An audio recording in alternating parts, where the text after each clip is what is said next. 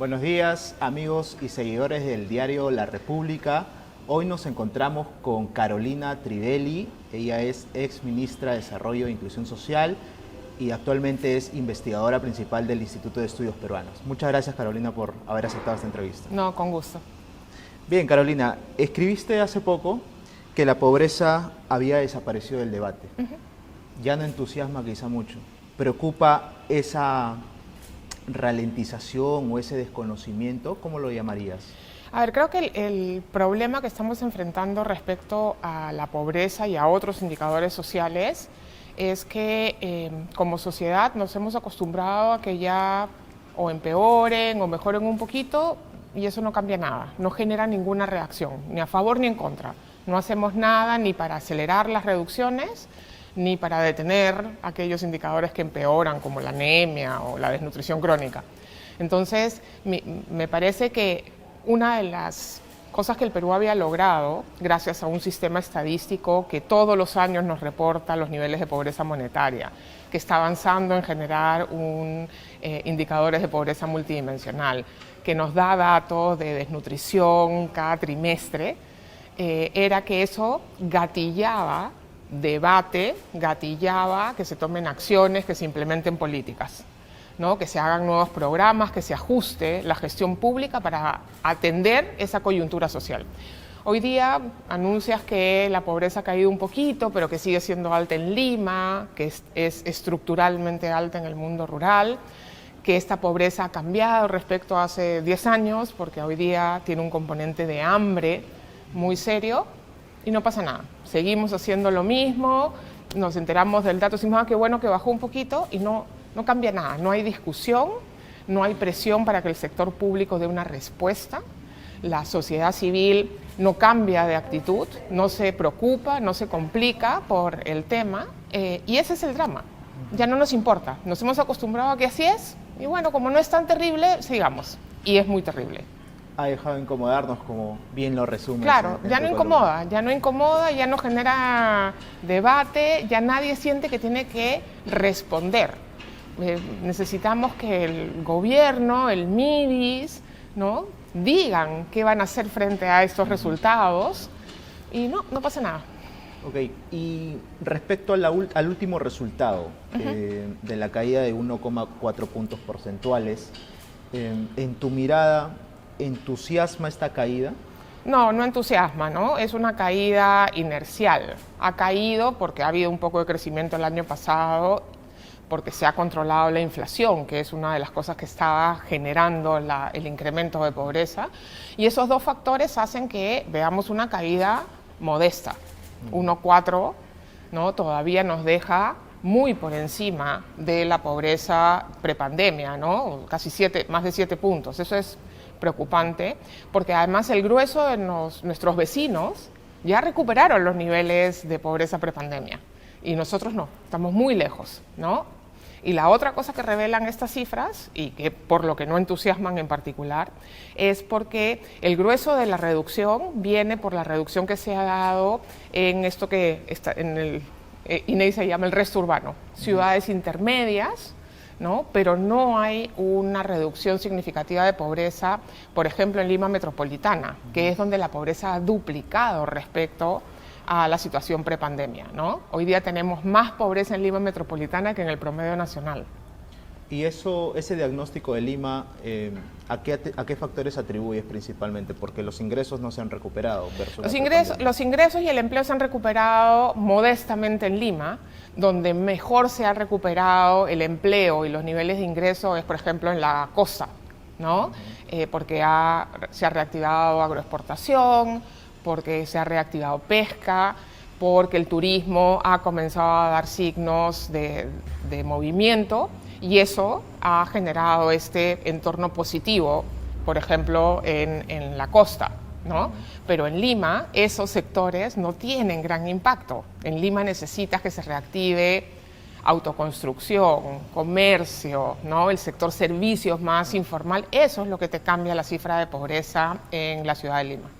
Y claro, sobre la pobreza urbana es la que más ha crecido en una década, lo dicen ustedes, los especialistas, un poco atendiendo sobre las estrategias o las políticas que se están trabajando ¿Cuáles serían en todo caso? A ver, el Perú no ha tenido una estrategia de atención a la pobreza urbana como tal, integral.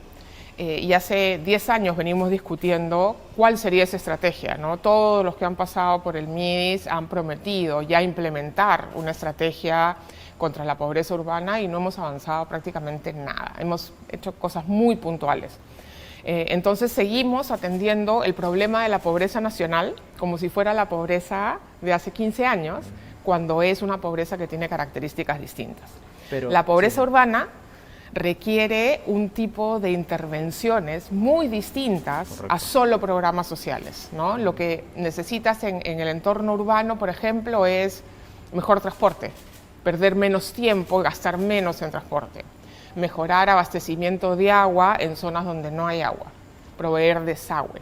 Esas cosas cambian el presupuesto y la canasta de oportunidades que tienen las familias que están en estas inmediaciones de la pobreza, porque eso es lo que te va a mover la cifra. Y entonces hay que hacer programas de asistencia social con seguridad, ayudar, por ejemplo, a las ollas comunes más decididamente, trabajar mejor programas de alimentación escolar para que todos los niños de esas familias que asisten a la escuela pública tengan un complemento alimenticio en la escuela, ¿no? Pero facilitar la empleabilidad también de las personas, y por eso tienes que tener mejor transporte para poder llegar a donde estén las oportunidades de trabajo, programas de empleo temporal, mejores oportunidades en mercados para ofrecer servicios y hacer pequeños negocios, algún programa de capital de trabajo, de emprendimiento. Todas esas cosas se pueden hacer, pero no tenemos hoy día ni una estrategia ni todos esos componentes en operación. Y ahí es donde está el problema. No tenemos una política para enfrentar el problema que tenemos delante. Y claro, mencionas que ya el diagnóstico lo tienen hace rato, hace tiempo. 10 años por lo menos. 10 años, una década. ¿Cuál crees, a tu juicio, que, digamos, es el factor que no promueve ese tipo de políticas? ¿Tiene que ver, de todas maneras, con la clase política? Tiene que ver con el deterioro de la gestión pública, para comenzar, ¿no? Y las capacidades que tiene el sector público de plantear una estrategia y de implementarla, ¿no? Porque hacer la estrategia implica que después la vas a hacer. Y lo otro es que las estrategias de atacar la pobreza urbana requieren mucha articulación, no solamente entre los sectores del Ejecutivo, sino con los niveles subnacionales de gobierno. Los municipios, ¿no?, son fundamentales. En una ciudad como Lima, plantearte una estrategia de lucha contra la pobreza urbana sin contar con el apoyo de los gobiernos locales, distritales, es muy difícil, porque son ellos los que están cerca de la gente. Entonces, ahí hay un esfuerzo de coordinación, que gestiones que duran poco, que no logran establecer vínculos con otros sectores o con otros niveles de gobierno, difícilmente van a poder hacer una política efectiva y articulada, donde todos tienen que moverse a la vez, ¿no? Correcto. Y respecto a la pobreza rural, que viene ya, como bien lo ha señalado, estancada, digamos, ¿a qué se debe en principio ese estancamiento? Pero si acaso los programas sociales, no sé, que se han implementado, quizás los subsidios están ayudando, son suficientes. A ver, los programas sociales que tenemos son programas en su mayoría de asistencia social, ¿no? No son programas que van a ayudar a las personas a superar la línea de pobreza, van a ayudarlas a sobrevivir mientras están en una situación de pobreza. El programa Juntos, algo de pensión 65, etcétera. Sin embargo, para el entorno rural también se tiene un programa pequeñito, Haku Guiñay, de inclusión económica, que sí puede construir capacidades para superación de pobreza en el entorno rural, que ha demostrado ser efectivo, al menos en la sierra, ¿no? En la selva ha tenido bastantes problemas de implementación. Ese paquetito mínimo de programas sociales ayuda, pero no resuelve el problema. En el mundo rural tú tienes 2 o 3 grandes problemas detrás de esta pobreza estructural. El primero es que tenemos el grueso de los hogares rurales en situación de pobreza son agricultores familiares. Y si hay algún sector que en los últimos años no ha recibido atención, es la agricultura familiar, a pesar de que son los agricultores familiares del Perú los que producen los alimentos que comemos todos los peruanos, ¿no? 57% de lo que comemos lo produce la agricultura familiar. Sin embargo, las políticas para la agricultura familiar han sido muy, muy limitadas o inexistentes, ¿no? Es más, el ministro ha dicho que si a los agricultores les va mal, que hagan otra cosa, pero en el mundo rural no es fácil hacer otra cosa si tú ya tienes una trayectoria de agricultura familiar. Entonces, si no mejora la agricultura familiar, es decir, no mejora la productividad, no mejoran los ingresos agrícolas de esas familias, tenemos un problema fuerte asociado a pobreza rural.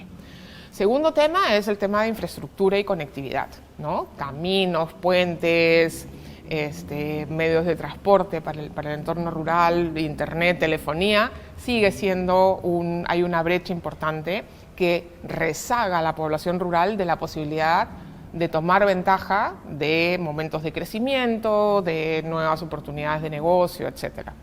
Y lo tercero es que en el mundo rural tienes todavía no solamente muchos menores niveles de educación y de acceso a la salud, que son servicios esenciales para superar la condición de pobreza, sino que hoy día el grueso de los agricultores de hogares rurales y agricultores en situación de pobreza tiene un problema para acceder a alimentos suficientes, ¿no? Casi todos los hogares rurales del Perú son compradores netos de alimentos en los mercados. Por lo tanto, si no logran generar ingreso con empleo, trabajando en los centros urbanos cercanos o en otras actividades agropecuarias, difícilmente tienen recursos suficientes para comprar alimentos suficientes para su familia en los mercados. Entonces tienes estos cambios cuando uno imaginaba hace 20, 30, 40 años el mundo rural era un mundo de agricultura, digámosle, de autosubsistencia. No, ahora el grueso de agricultores tienen poca tierra, los que están en situación de pobreza, ¿no? Son hogares que venden una parte de su mano de obra en el mercado laboral. Entonces, si no hay muchas oportunidades laborales, no hay ingreso, ¿no? Y que lo que producen no les alcanza para venderlo en el mercado y comprar alimentos suficientes o para autoconsumir. Entonces, es un problema muy estructural ya. ¿Y cómo va la seguridad alimentaria en el Perú? Porque creo que estábamos malito. Liderando, no sé Sí. si me puedes dar un diagnóstico más panorámico. El Perú ha venido enfrentando un problema de inseguridad alimentaria creciente en los últimos años y eso es en parte explicado por las múltiples crisis externas, la pandemia, la inflación, pero un problema que se ha ido agravando por la lenta recuperación de las capacidades de consumo de los hogares, o sea, sus ingresos. El Perú hoy día más o menos la mitad de la población califica como con inseguridad alimentaria y esto no ha mejorado ni siquiera en el último año, ni siquiera en el último par de años, cuando en la región, en América Latina y el Caribe, ya comenzó a bajar la inseguridad alimentaria, ¿no? Entonces en el Perú tenemos un problema severo de inseguridad alimentaria, que no quiere decir que es gente que no tiene comida, pero que no tiene certeza de si va a tener comida suficiente en cantidad y calidad mañana, en una semana, en un mes. Eso es inseguridad alimentaria. Además de eso, aquí en el IEP, en el área de estudios de opinión, cada 6 meses más o menos, desde que comenzó el problema, la crisis alimentaria, hemos estado preguntándole a las familias sobre su situación alimentaria y si bien ya no está empeorando la situación, no está mejorando rápidamente, ¿no? En el 2022-23 llegamos a picos en los cuales 6 de cada 10 encuestados nos decían que por falta de dinero o recursos, en los últimos 3 meses alguna vez se habían quedado sin alimentos en su hogar. Hoy día eso es 43, 4 de cada 10, mucho mejor que 6 de cada 10, pero muy, muy superior a lo que uno esperaría. Esa misma pregunta se hizo en el 2012, cuando el nivel de pobreza era más o menos el mismo que ahora, y 17% dijo que alguna vez se había quedado sin alimentos. Ahora 43%. Entonces estamos en una situación tenemos un problema alimentario que no es un problema de falta de alimentos. Hay comida, hay alimentos en los mercados. Lo que no hay es capacidad en los hogares para obtener esos alimentos. Hay un problema de acceso económico a los alimentos y eso tiene que ver con lo que hablábamos antes, la pobreza. Correcto. Y ahora, en clave a todo ello, el año pasado, fines de diciembre, se publicó este decreto de la pobreza multidimensional que se iba a publicar en mayo. ¿Por qué no se ha publicado al respecto? Ya me puedes dar, no sé, algunos detalles de eso, ¿no? A ver, el INEI ha venido trabajando el tema desde hace varios meses, varios años en realidad. Creo que comenzamos a discutir estos temas a mediados de la década pasada con el INEI. Desde la aprobación de la nueva Política Nacional de Desarrollo e Inclusión Social, se pone como objetivo reducir la pobreza multidimensional, por lo tanto se requiere tener algún indicador de pobreza multidimensional, ¿no? Para ver si avanzamos o no. Y el INEI se ha puesto a trabajar en ello, generó primero un tablero de control, ¿no? Que son indicadores no puntuales, acceso a, no sé, horas de agua segura, acceso a la educación, a la vivienda, al trabajo. Y ha venido trabajando en generar algún indicador agregado, eso está en proceso, no han logrado terminar, hay bastante debate al respecto de cómo hacerlo, cuál es la mejor manera de aprovechar la data que hay, cuál es el indicador que sería más útil para el MIDIS, para hacer seguimiento a la política pública. Y yo espero que en los próximos meses el INEI pueda presentar un indicador agregado. Mientras tanto tenemos por lo menos el tablero de control, pero claramente está en proceso un indicador más sofisticado, más de resumen, ¿no? Claro. Como tienen muchos otros países de la región, ¿no? Hay como 10 países que ya tienen indicadores oficiales de pobreza multidimensional y en el mundo 40 o más, ¿no? ¿Y cuál crees que respecto a este punto que todavía están, digamos, elaborando, debatiendo, ha sido no sé, si decirle el de mayor debate, tensión, ¿no? Como para definirlo. Bueno, hay varias discusiones, ¿no? Yo soy miembro de la Comisión para la Estimación de la Pobreza y dentro de esa comisión, que es consultiva, ¿no? Nosotros discutimos para que el INEI se entere de las discusiones y tome las mejores decisiones. Hay bastante discusión, por ejemplo, en si vale la pena concentrarse en usar los datos de una sola encuesta, como la encuesta nacional de hogares, o si vale la pena tener indicadores que consideren insumos de otras encuestas, como la ENDES, la encuesta de demografía y salud, ¿no? Entonces hay que tomar decisiones, todas tienen pros y contras y la discusión de la comisión, esperamos, ayuda al INEI a tomar las mejores decisiones, ¿no? Ahora, bueno, mi pregunta, corrígeme si me equivoco, comparando con la pobreza monetaria, la multidimensional está por encima, hay algunos estimados con indicadores hechos por la academia, hay un indicador un indicador que trabajó el BCR, otro que ha trabajado COMEX, con Jonathan Clausen, con el apoyo de UNICEF hicimos uno también exploratorio para el MIDIS, hay varios estimados y en casi todos ellos lo que te sale son niveles de pobreza multidimensional alrededor de 30 y tantos, ¿no? Super. Pero un poquito por encima de la monetaria, pero son dos cosas distintas, ¿no? Claro. Lo importante ahí no es comparar el nivel, sino sobre todo, yo creo que una cosa interesante de hacer con la pobreza multidimensional es la superposición con la pobreza monetaria, ¿no? Porque en el Perú tú tienes situaciones en las cuales los hogares pueden estar en situación de pobreza monetaria y no en una situación de pobreza multidimensional y al revés. Te pongo un ejemplo. Zonas del Perú donde hay, por ejemplo, mucha minería ilegal, ¿no? Hay mucha pobreza multidimensional porque hay inseguridad, porque no hay servicios públicos, porque no hay infraestructura mínima, justamente por eso ahí está una economía ilegal, ¿no? Pero mucha de la gente que vive en esas zonas tiene dinero en el bolsillo, no enfrenta situaciones de pobreza monetaria, ¿no? Y entonces esa situación de pobreza multidimensional y no monetaria tiene que atenderse de manera distinta que otra zona donde hay buenos servicios, hay buena infraestructura, pero no hay oportunidades de empleo y las familias no tienen recursos suficientes para adquirir lo mínimo, ¿no? Entonces, la combinación de estos dos indicadores, la complementariedad de estas dos medidas, nos puede dar luces para enfocar mejor los esfuerzos de reducción de la pobreza. Ahora, la multidimensional toma en cuenta la calidad de los servicios, porque alguien puede pensar que, claro, tienes acceso al SIS, el Seguro Integral de Salud, pero no toma en cuenta quizás la precariedad que puede haber, la demora. Exacto. ¿No? Desgraciadamente no tenemos muy buenos indicadores todavía de calidad, salvo en algunos servicios, ¿no? Por ejemplo, en la encuesta de hogares, ¿no? Tú ya puedes saber la calidad del agua. Claro. ¿No? Si es agua segura o no es agua segura, si tiene suficiente cloro o no. Entonces, ahí tú ya puedes usar un indicador que es no solo acceso, porque sabes cuántas horas tienes acceso, sino además calidad.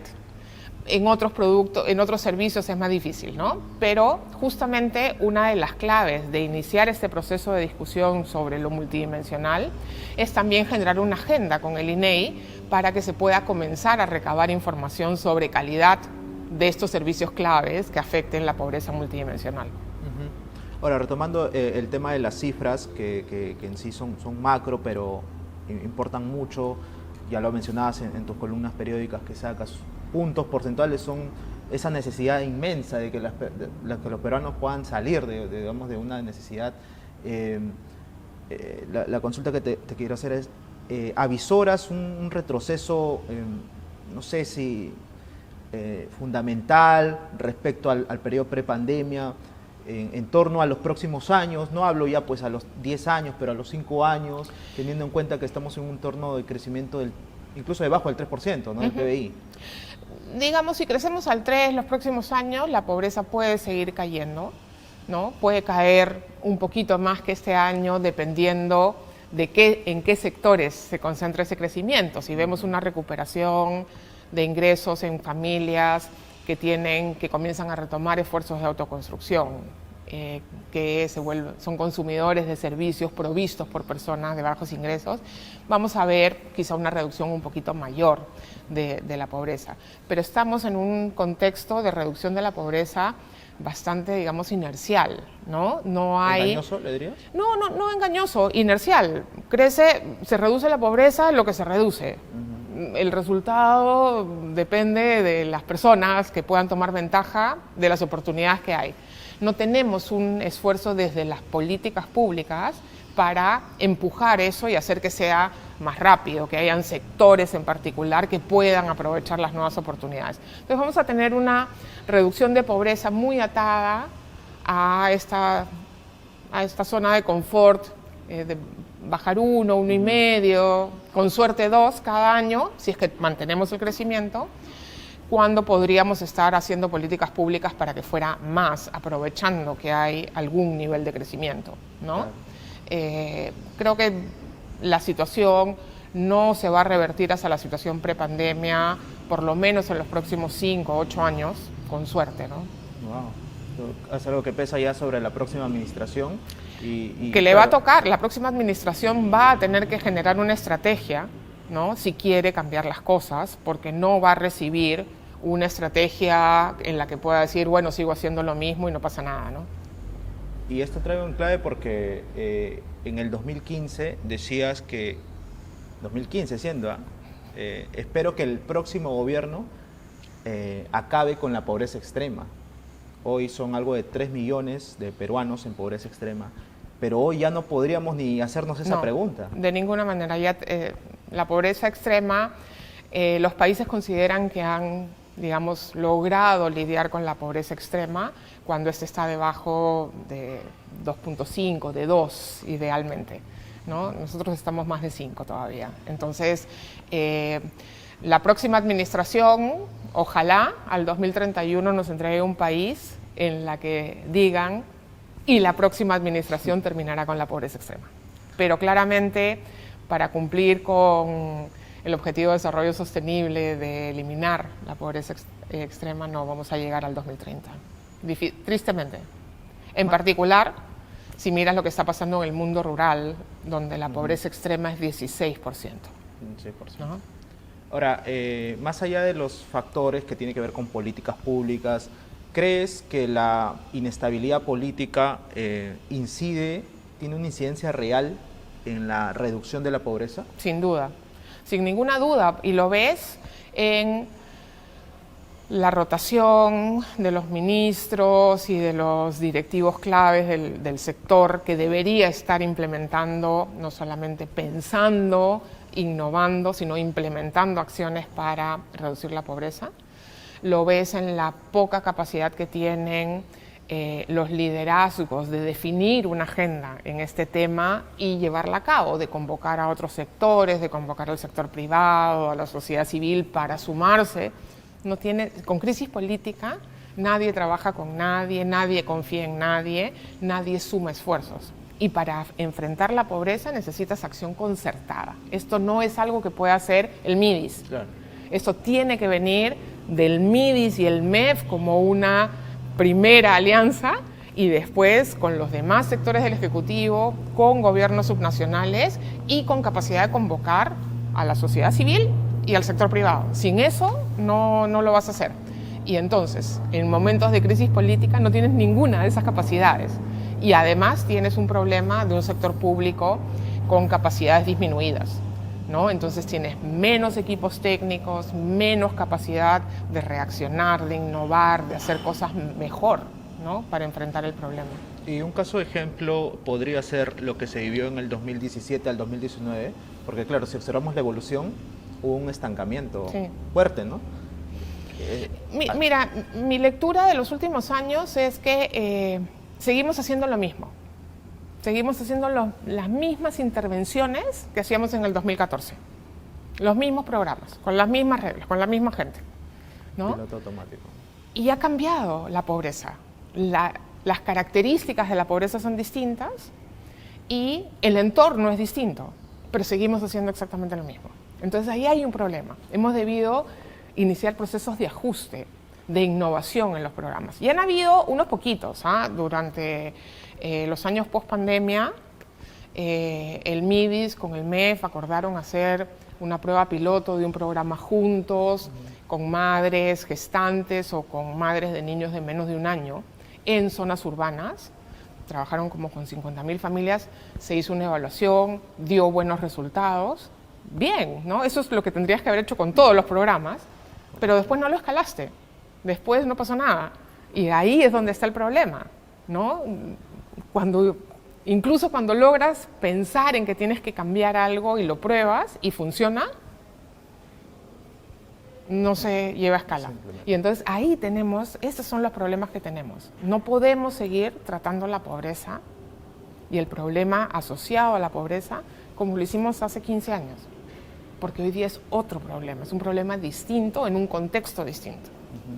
Ahora, ya para ir entrando a otro tópico, porque también eres integrante del Consejo Fiscal, la verdad una entidad que vela por el sostenimiento de las finanzas públicas y que hoy estamos en un entorno muy quizás acalorado por el tema del déficit. ¿Qué te da a pensar cuando el ministro de Economía dice que quiere relajar el déficit, ¿no? La regla del déficit para este año, nuevamente? A ver, el Perú ya tiene 2 años consecutivos de incumplimiento de la regla fiscal, la del déficit, el año pasado incluso la de gasto.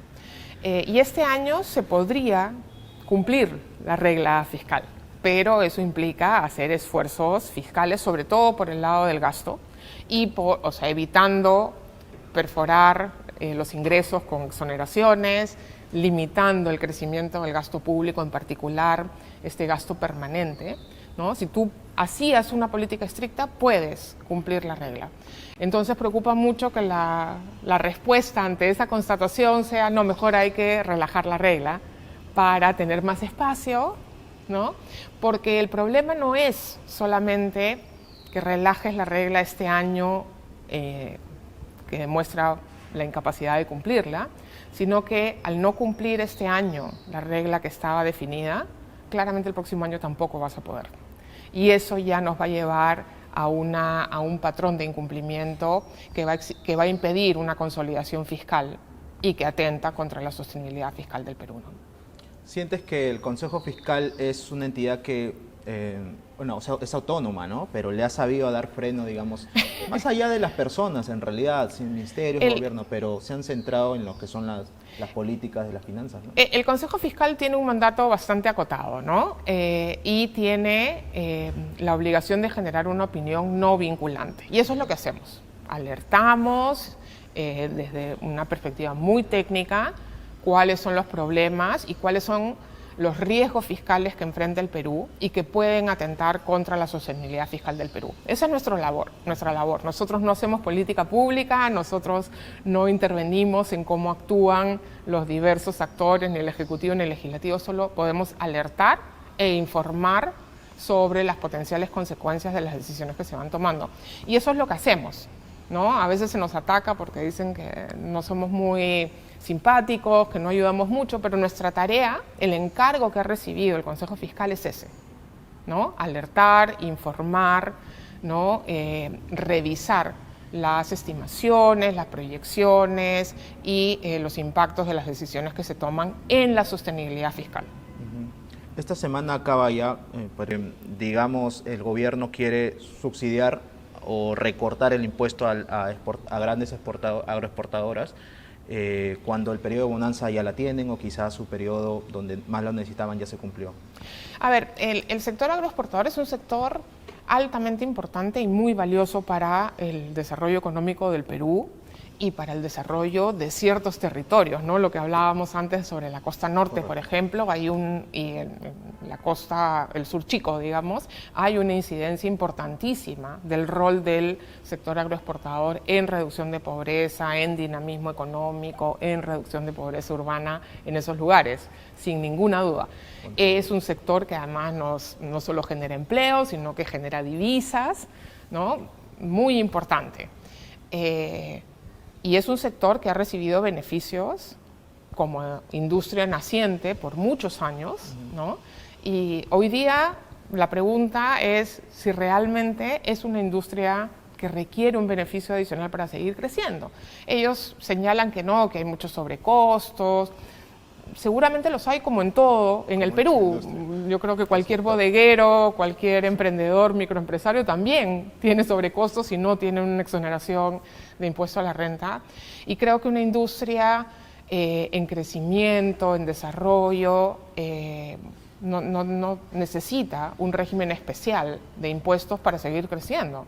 Creo que más bien esa industria debería estar empujando, no sé, que haya mejor infraestructura, más proyectos de irrigación, en vez de pagar menores impuestos, ¿no? Correcto.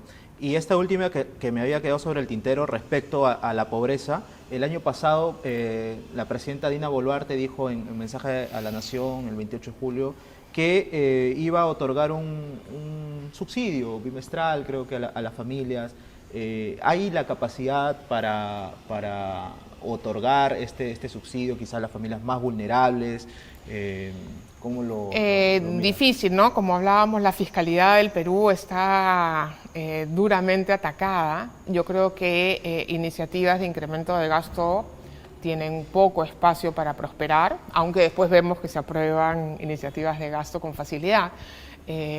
Habría que ver con cuál iniciativa de gasto prefieres empeorar la fiscalidad, pero claramente me parece que en este momento no hay grandes capacidades ni fiscales ni operativas para generar un bono para familias de escasos recursos.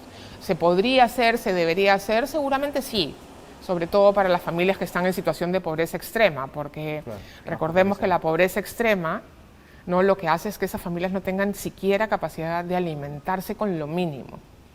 Y eso lo que va a hacer es generar problemas a toda una generación, ¿no? Entonces habría que tener una estrategia de atención directa a personas en situación de pobreza extrema, que puede ser un bono, pero que puede ser otro tipo de intervenciones también, pero habría que dejar de hacer alguna otra cosa, Claro. ¿no? Muchas gracias, Carolina.